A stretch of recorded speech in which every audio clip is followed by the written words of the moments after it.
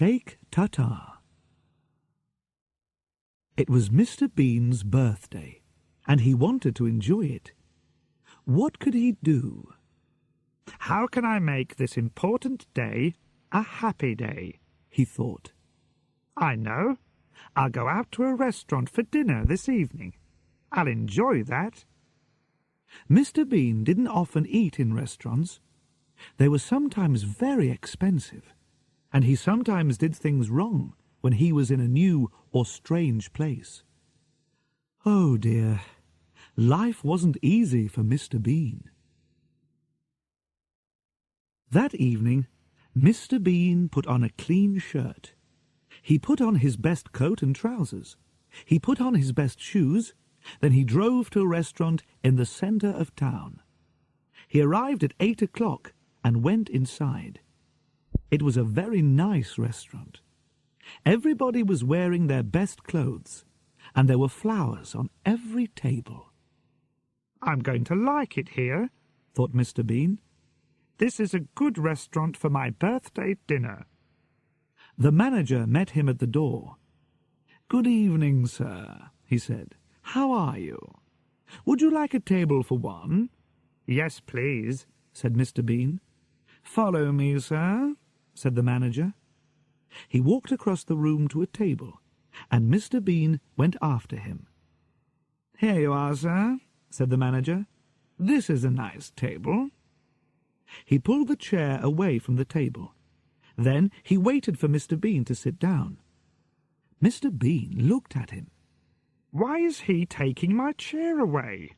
thought Mr. Bean. "What's he doing?" And he pulled the chair away from the manager and sat down quickly. When the manager went away, Mr. Bean sat quietly for a minute. Then he remembered something. He took a birthday card and an envelope out of his jacket.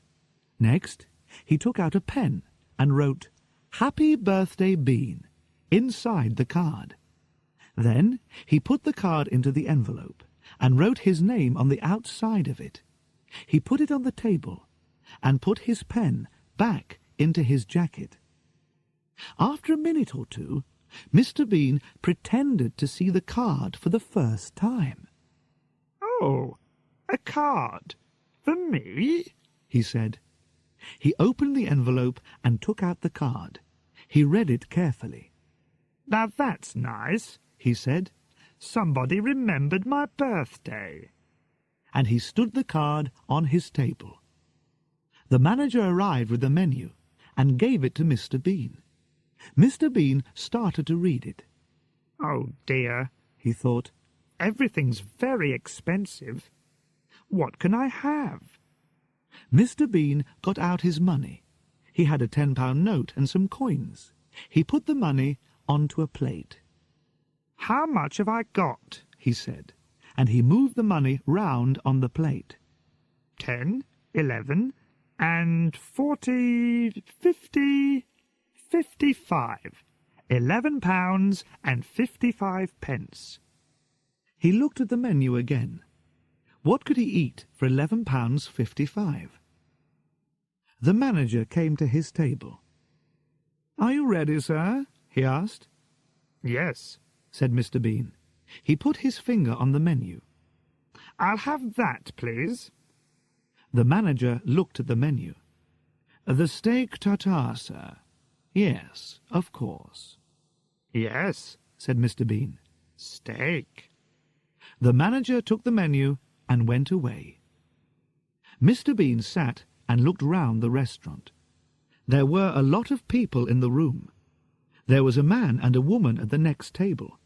They ate and talked. Suddenly, a waiter arrived at Mr. Bean's table with a bottle of wine. "Would you like to try the wine, sir?" he said. "Oh, yes, please," said Mr. Bean. The waiter put some wine in Mr. Bean's glass, and Mr. Bean had a drink. It was very nice. He smiled, and the waiter tried to put more wine into the glass. Of course, the waiter was right. First, the customer tries his wine. When he is happy with it, the waiter gives him more wine. But Mr. Bean didn't know this, and he quickly put his hand across the glass. "No, thank you," he said.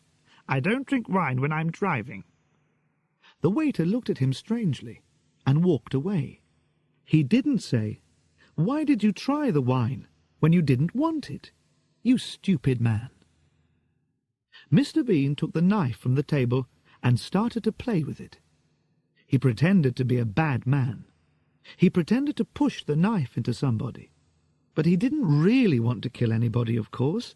It was a game. The woman at the next table looked at him angrily, and Mr. Bean quickly moved the knife. Next, he hit the glasses and plate on his table with it. Ping, ping, ping, they went. And after a minute, he played the song Happy Birthday on the glasses. He smiled and thought, "I'm very clever." But the woman at the next table didn't think, "That's clever," or, "Oh yes, that's funny." She thought, "That man's really stupid." And she looked hard at Mr. Bean. Mr. Bean put the knife down and looked at his napkin. "It's a very nice napkin," he thought. The waiter saw Mr. Bean looking at his napkin. He didn't say anything, but suddenly, flick, he opened it for Mr. Bean. "That's clever," thought Mr. Bean. "I'll try that." And he began to move his napkin. Flick, flick, flick. Suddenly, the napkin flew out of his hand. It flew across onto the next table. The woman at the table looked round again, but Mr. Bean pretended not to see her. His face said, "It's not my napkin." A minute later, the waiter arrived with his food. There was a large cover on the plate, and Mr. Bean couldn't see the food. But he gave the waiter the money on the table. Customers don't usually give a waiter money when he arrives with the food, but the waiter didn't say anything. He took the money and put it in his jacket. Mr. Bean was happy. "I'm doing everything right," he thought. The waiter took the cover off the plate and walked away. Mr. Bean looked at the food in front of him. He put his nose near the meat and smelled it. Then he put his ear next to it. "What's this?" he thought. He put some of the meat into his mouth. Suddenly, the manager arrived at his table. "Is everything all right, sir?" he asked. "Are you happy with everything?" Said Mr. Bean. He smiled. The manager smiled too. He walked away, and Mr. Bean's face changed. There was no smile now. "Ah!" he thought. "They didn't cook this meat." But he had to eat it. "I don't want people to think that I'm stupid," he thought, "but I'll never ask for steak tartare again. Never." He pushed his plate away.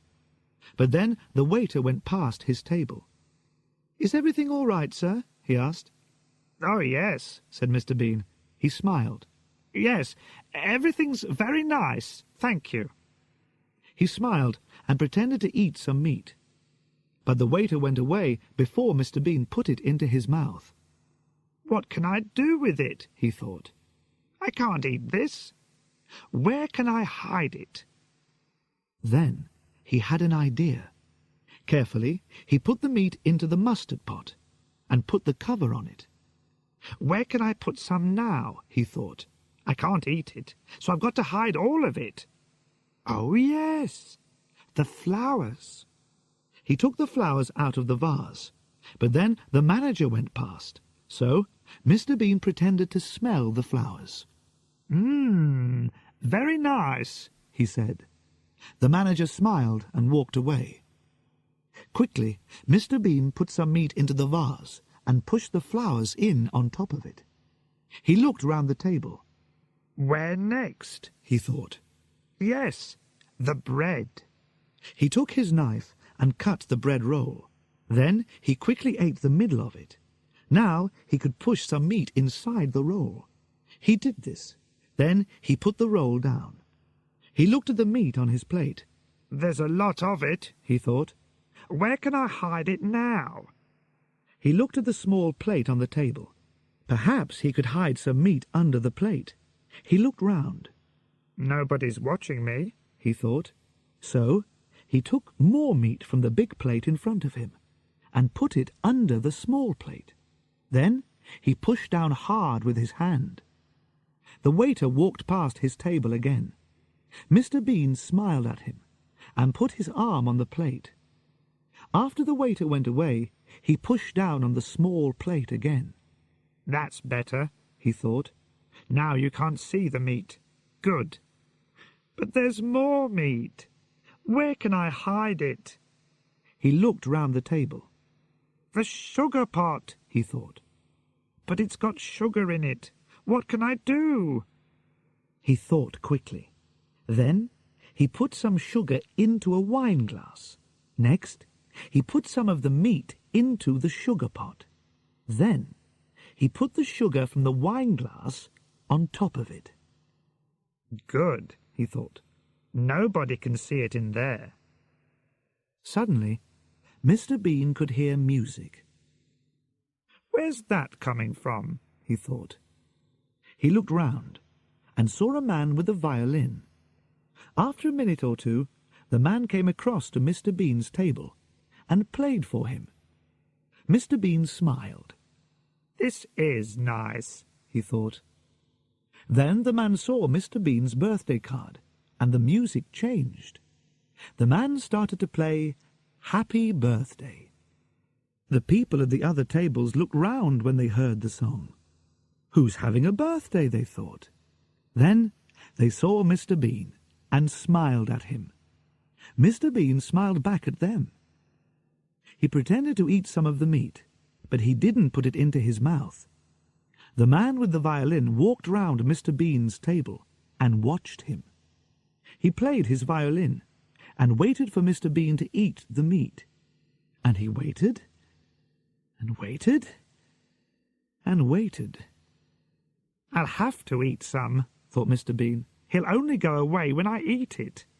So he put the meat into his mouth, and the man with the violin turned away to the next table. The meat was in Mr. Bean's mouth, but he didn't want to eat it. He wanted to put it somewhere. But where? He looked at the man with the violin. He moved quickly. He pulled open the back of the man's trousers and opened his mouth. The meat fell inside the trousers. He smiled. "That was clever," he thought. The man with the violin moved round the next table. He played a song to the man and the woman. The music was very beautiful. They listened and drank their wine. They watched the man with the violin, so their eyes weren't on Mr. Bean. Nobody's eyes were on Mr. Bean. He saw this, and he had an idea. Mr. Bean quickly took the woman's bag from the floor.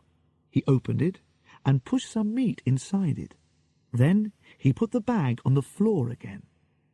But when he did this, he accidentally put his foot out.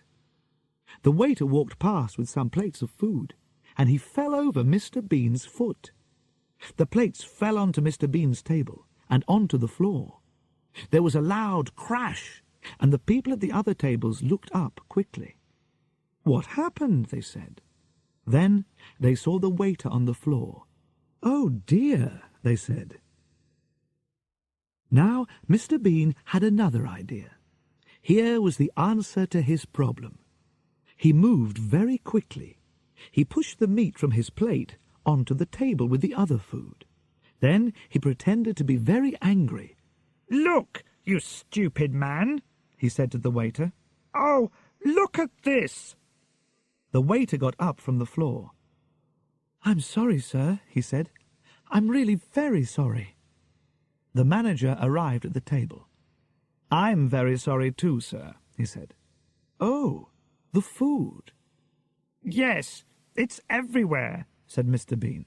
"Look, it's in the mustard pot, it's in the bread roll, it's in the vase of flowers."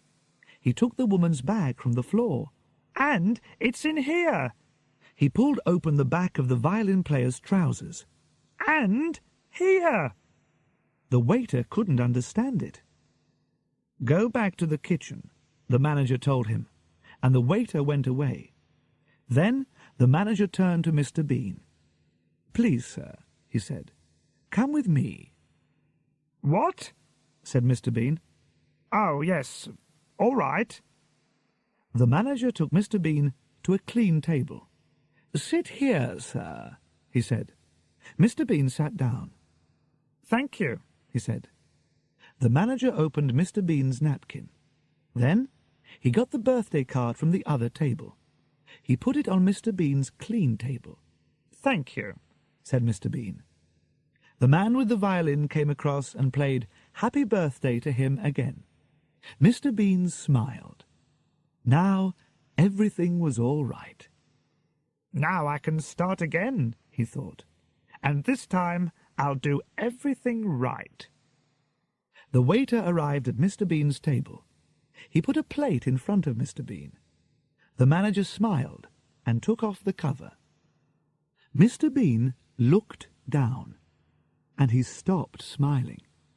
There, in front of him, was a very large plate of steak tartare. The laundrette.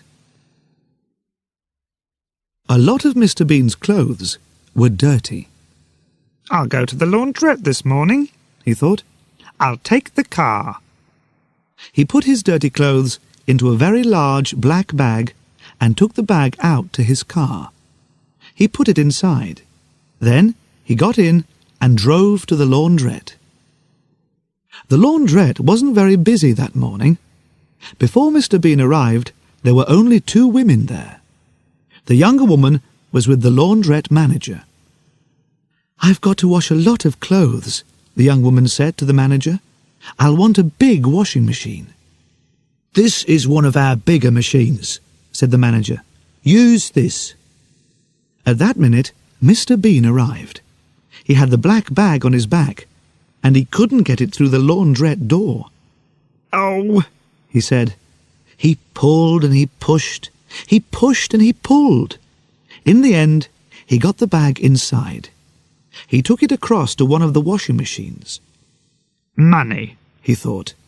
"I want 2 one-pound coins for the washing machine." He took 2 one-pound coins out of his jacket and put them on the top of the machine. But then Mr. Bean saw a note above the washing machine. Machines now cost £3. "Oh, no," thought Mr. Bean. "Have I got another one-pound coin?" He looked in his jacket and his trousers, but he could only find a 5-pence coin. He put this on top of the washing machine. Then Mr. Bean remembered something. He did have another 1-pound coin. But he looked round. The young woman was next to the big washing machine. Mr. Bean saw her putting some clothes into it. The laundrette manager was busy in his little office. "Nobody's watching me," thought Mr. Bean. "Good." He opened the front of his trousers. Then he started to pull out some string. The young woman turned suddenly and saw Mr. Bean pulling the string out of his trousers. "What is that man doing?" she thought. Mr. Bean saw her looking and turned away quickly. But now the older woman looked at him, her eyes open wide. "That's a strange man," the woman thought. "He's got string inside his trousers." On the end of the string was some paper, and inside the paper was a 1-pound coin. Mr. Bean smiled. He took the coin out of the paper and put it on the top of the washing machine. Then he put the 5-pence coin back into his jacket. Next, he opened the washing machine. A man came into the laundrette with a bag of dirty clothes under his arm. He was young and strong. When he saw Mr. Bean, he smiled. But it wasn't a nice smile. He didn't say hello or good morning. He pushed Mr. Bean away from the washing machine. "What?" began Mr. Bean. Then the young man pushed Mr. Bean's 1-pound coins onto the next machine. Mr. Bean was angry. He turned round to speak angrily, but then he saw the young man taking a white karate suit out of his bag. "A karate suit," thought Mr. Bean. so he can fight. Perhaps I won't say anything. The young man pushed his white karate suit into the washing machine. Then he put some money into the machine and sat down on a chair. He took a magazine out of his bag and began to read. Mr. Bean started to put his clothes into his washing machine. There were some pairs of underpants. Monday, he said, and he put one pair into the machine. Tuesday, he put the next pair into the machine. Thursday, Friday, Saturday. 3 pairs went into the machine. Mr. Bean stopped. Wednesday, he thought. Where are Wednesday's underpants? Oh, it's Wednesday today, and I'm wearing them. What could he do? He had to wash them, so he had to take them off. He looked round. Where can I go? He thought. There was a partition near the washing machines. I'll go behind that, he thought. He started to walk to the partition, but the young man put his legs across the floor.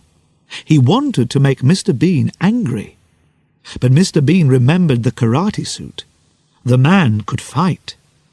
He walked round the young man's legs and said nothing. He went behind the partition and carefully took off his brown trousers. The young woman put some of her clothes into one of the very big washing machines. The other clothes were on the top of a smaller machine near the partition. She didn't watch her clothes very carefully. She didn't see Mr. Bean put a hand round the partition, and she didn't see him put his brown trousers down with her clothes. Mr. Bean took off his underpants, Wednesday's underpants. Then he put his hand round the partition. He took something, but it wasn't his brown trousers. It was a long brown skirt. Mr. Bean put on the skirt and came out from behind the partition. He walked back to his washing machine.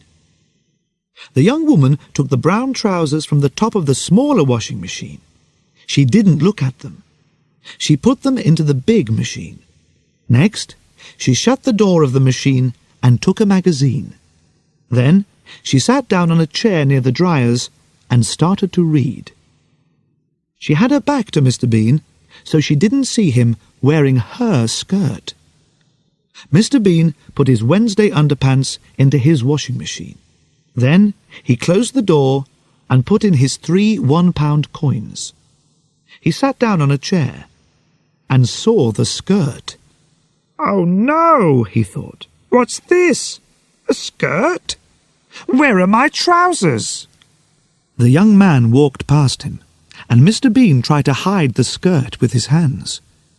I don't want him to see me in this skirt, he thought. What would he think? The young man went across to a machine on the wall and bought a cup of conditioner. Mr. Bean got up and went back to the partition. He looked at the washing machine next to it and remembered the young woman's clothes. She put my trousers in the big washing machine with her things, he thought. He went across to the big washing machine and tried to open it, but he couldn't do it. I'll have to wait, he thought, and he walked back to his chair. The young man put his cup of conditioner on the top of his washing machine. Then he looked at Mr. Bean and saw the skirt. He started to laugh. Mr. Bean looked away quickly. He got his black bag, and a pair of underpants fell out of it. Oh, Sunday's underpants, he said. He tried to stop his washing machine and open the door, but the machine didn't stop. What can I do? He thought. He looked down at the skirt. I know. I'll wear Sunday's underpants under this skirt. That's a good idea. He looked round, then went across to the conditioner machine, away from the other people. Carefully, he started to put on Sunday's underpants. He put his feet into them, and suddenly he couldn't pull them up. He couldn't move them.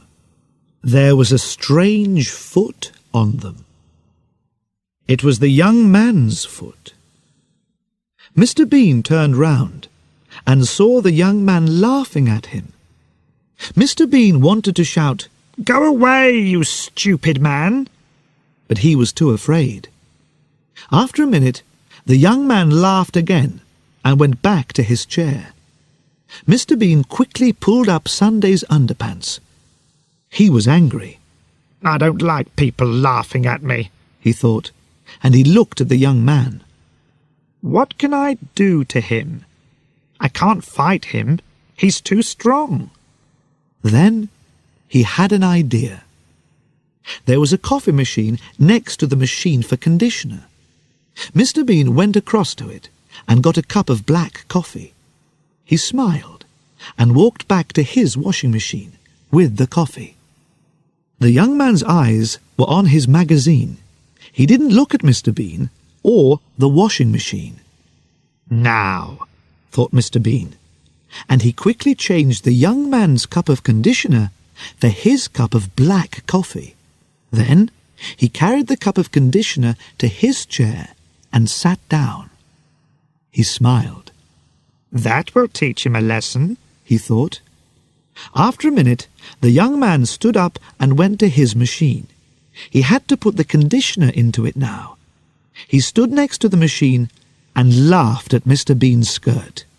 So he didn't look at the cup when he put the conditioner into the top of his washing machine.